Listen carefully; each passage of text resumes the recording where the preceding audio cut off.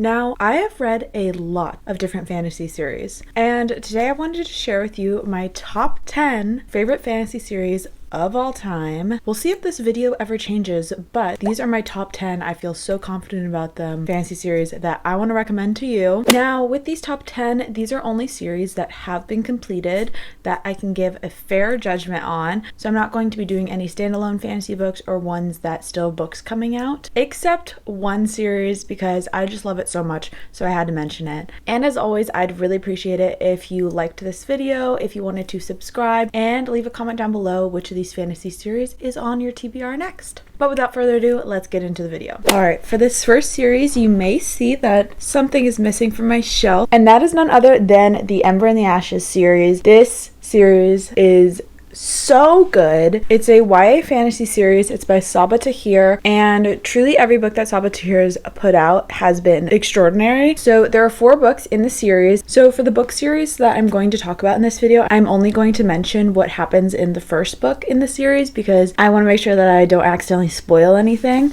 We'll talk about the first book right here, in Ember and the Ashes. It follows our main girl Laya on the cover, and Laya lives in a corrupt city that is overrun by the Empire. And one day Laya's brother is arrested for treason and is taken to the Empire. Laya has to decide whether to do nothing or to go to the Empire as a spy and ultimately rescue her brother. But at the Empire, there's also a military academy where Laya eventually meets Elias, who is one of the soldiers there. And let's just say Laya and Elias definitely get along, but Elias is actually the son of one of the leaders of the Empire, and she's actually the main villain in the story. And let me just say, she is actually terrifying. Like, I don't feel like I've read a fantasy book where I've actually been like, especially a YA fantasy book, where I've actually been scared of the main villain, but she is scary. The Commandant is what her name is. Yeah, she's actually terrifying.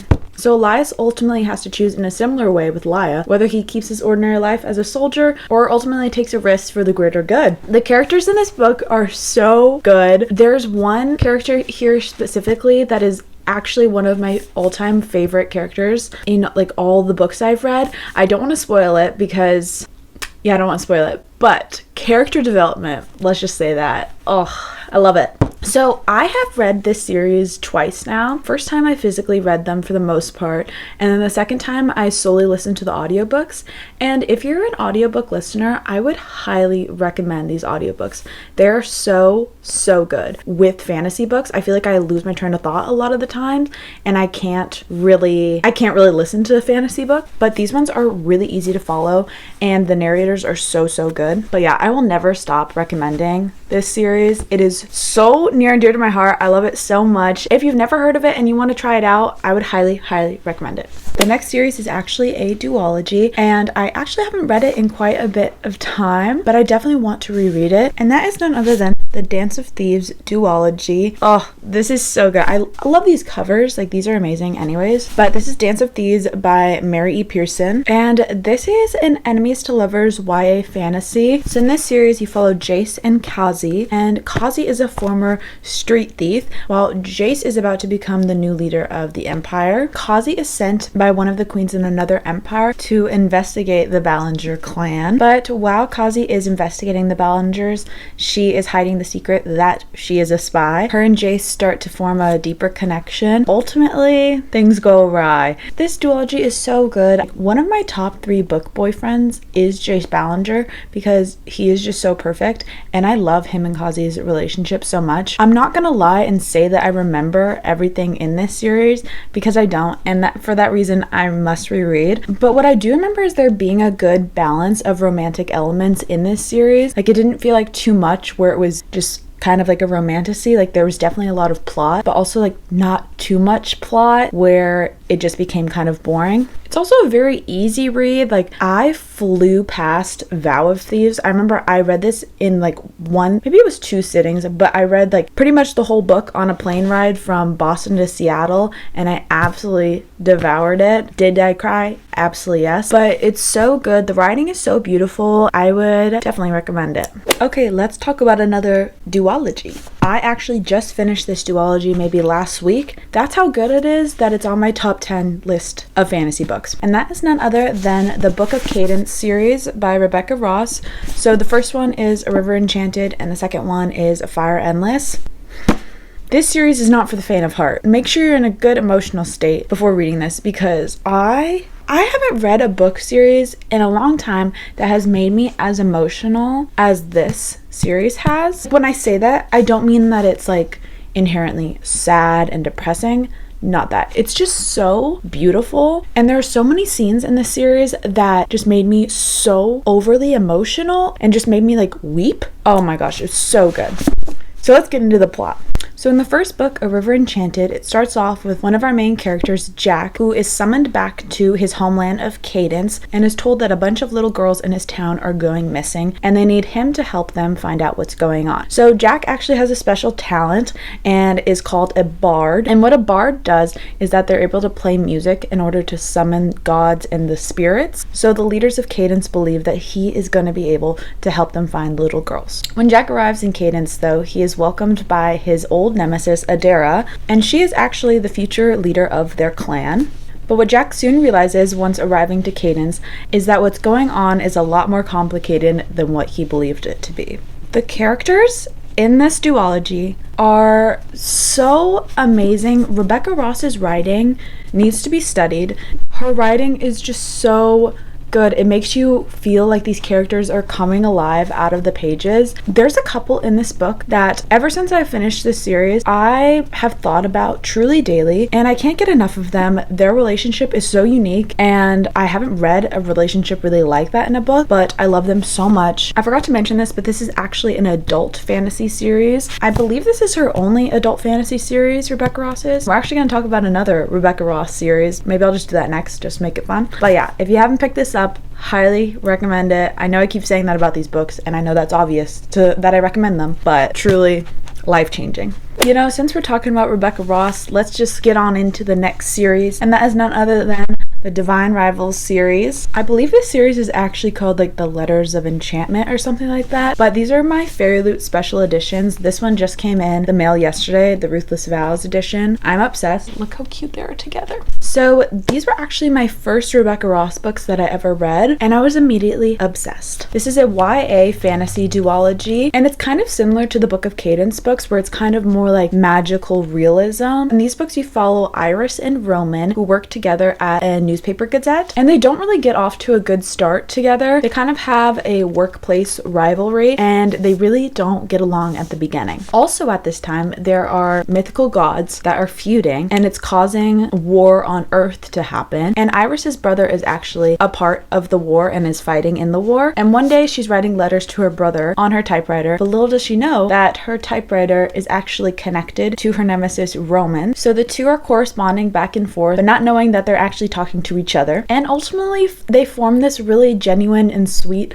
connection. It's just so beautiful. It's such a beautiful love story. I would definitely say that the first book, at least, is more romance heavy than plot. I mean, there is a lot of plot, but it is very romance heavy. And then the second book, I feel like, was more plot driven than romance heavy, but I still, regardless, loved it either way. And I thought that the second book wrapped up the duology perfectly. When I picked up Divine Rivals, I think it was like a year and a half ago, and before that I hadn't read a fantasy series like this before, and it was just so beautiful. I was so into it. It's so good. Yeah, again, with Rebecca Ross, she'll make you so emotional, and she'll make you care about all these characters so deeply. So good. This next series is actually a trilogy, so changing it up, and that is the Scythe Trilogy. This is actually more of like a sci-fi fantasy, which is usually a genre I don't really read a lot of, but this was one of the main series that really got me into reading again. Actually signed by the author Neil Shusterman, and he said, "Thou shalt read." So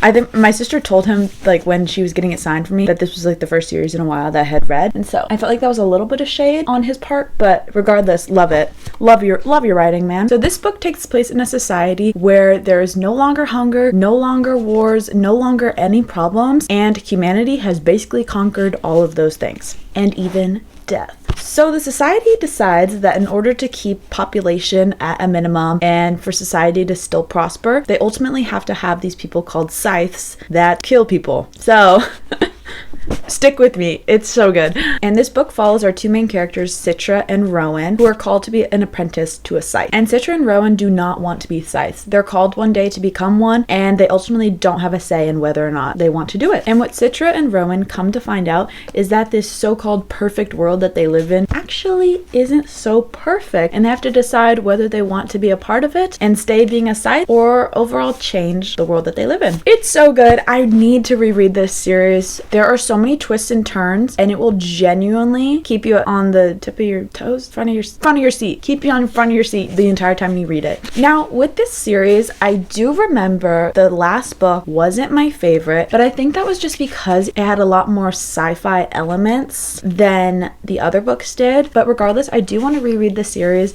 and I'm still putting this on my list because I just remember absolutely loving this series, and I would recommend it to anyone. The next fantasy series is the one series that I was talking about in the beginning that isn't completed, but I loved the first two books so much that I needed to have them in this video. That is the Ninth House series. It does kind of bother me that I have one paperback, one hardcover, but you know, what are you gonna do? So this is an adult series by Leigh Bardugo, and as I'll mention later in this video, Leigh Bardugo is one of my favorite authors. So this is her first adult fantasy series, and in this book you follow Alex Stern, or Galaxy is what her actual name is, which is really cool. And she has had an extremely difficult life, and at age 20 she's actually the sole survivor of a multiple homicide. But on her hospital bedside, Alex is offered a full ride scholarship to Yale, and the reason she's offered this scholarship is that Alex can actually see ghosts. And when she arrives at Yale, she's actually tasked with monitoring the activities of Yale's secret societies. But what Alex comes to find is that these secret societies are a lot more dangerous and sinister than she was once led on to believe. They're using forbidden magic, they're raising people from the dead, and sometimes they're preying on the living. Keep this in mind, this is definitely a dark fantasy series. Ninth House definitely checked trigger warnings. Yeah, it's intense for sure. Hellbent has definitely been my favorite in the series so far. I feel like there are dark elements, but not as many as in Ninth House. I also felt like we actually got really into the plot more in this book, and I absolutely loved it. But this series has been so good. I cannot wait for more to come. I know when she was first writing it, I think she said it was supposed to be a 7-book series, but now I believe it's only going to be a trilogy. We will see. Yes, I would recommend this if you're looking for more of like a dark fantasy. And if you've never read one, I would say give it a shot if you're interested. I generally don't reach for those, but Leigh Bardugo's writing is just so good that I really enjoyed this. So give it a shot if you want. But yeah, speaking of book series that I need to reread, this is a duology that I've recommended to so many people, and that is none other than These Violent Delights by Chloe Gong, and the second book is Our Violent Ends. This is a YA fantasy duology that is a Romeo and Juliet retelling, and it takes place in 1920s Shanghai. In this series we follow Juliet and Roma, who are both children of the leaders of two feuding gangs in Shanghai, and Roma and Juliet actually already have a past. They were both each other's first loves, but then something had happened and they no longer trust each other. But in that city, there's a disease going around where people are just ripping their throats out. Sorry, kind of gross, but that's what's happening. And people are trying to figure out what's going on. But as the death toll is rising up, Roma and Juliet have to set aside their grudges with each other and work together to figure out what is going on. I love a good Romeo and... Ow, I bit my lip. I love a good Romeo and Juliet retelling. That's like one of my favorite tropes of all time. This series absolutely did not disappoint. It's so like romantic, and I feel like that's what I love about a Romeo and Juliet trope. I love a forbidden romance. It just, you know, it brings the angst, it brings everything. And the fact that they also have like the grudge against each other where they don't even want to be together anymore, but they just can't help it. Love that. Chloe Gong.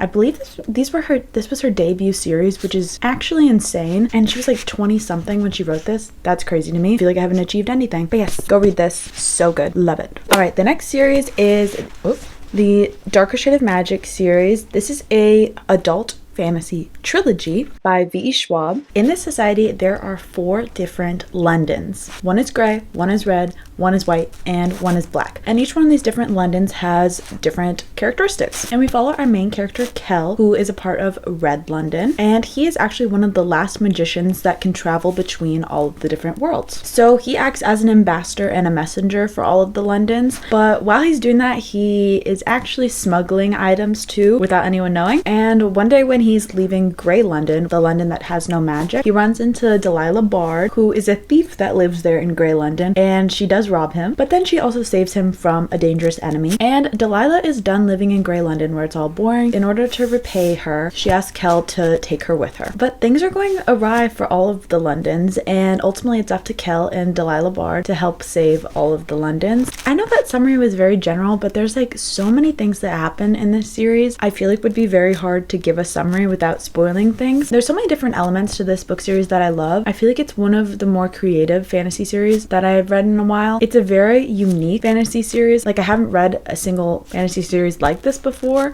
The world building is very good. It does make you appreciate good world building, I feel like, because it's just so intricate and there's so many details. Also, the characters are so fun. They're all unique in their own way. But yes, I really enjoyed this fantasy series. I read all three like right in a row. That's kind of rare for me because usually I like read the first book in a fantasy series, don't pick up the next one for like a year sometimes. It was so good. I would really recommend this series. And yes. Okay, the next fantasy series is another trilogy that I just ate up. I finished the series also in like 2 weeks. That is the Once Upon a Broken Heart trilogy. These are my Fairy Loot editions because I love the UK covers so much. These are like one of my prized possessions. They're literally so gorgeous. I'm obsessed.